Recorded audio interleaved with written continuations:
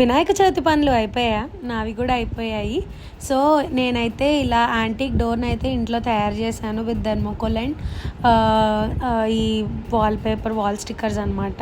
తర్వాత చిన్నగా డెకార్ చేసేస్తే అత్త పాలవెల్లి కట్టేస్తున్నారు. ఈ లోపు అగస్త్యాన్ని పట్టుకోవడం పెద్ద టాస్క్ అయిపోయింది మాకు. వాడు అస్సలు నిలబడట్లేదు. చూడాలి అసలు పూజ వరకైనా డెకరేషన్ అంతా ఉంచుతాడో లేదో. డెకార్ అయితే చాలా బాగా వచ్చింది. సో మా బుజ్జి సరే మా బుజ్జి గణపతితో ఫస్ట్ చేసుకుంటున్న వినాయక చవితికి ఇలా అయితే డెకార్ చేసుకున్నాను. సో ఇదైతే ఇప్పుడు వస్తుంది కదా యాంటిక్ డోర్ అని, అదనమాట. సో ఇలా అయితే తయారు చేసుకున్నాను. మీరు కూడా డెకార్ ఎలా చేసుకున్నారో నాకు కింద కామెంట్ చేయండి.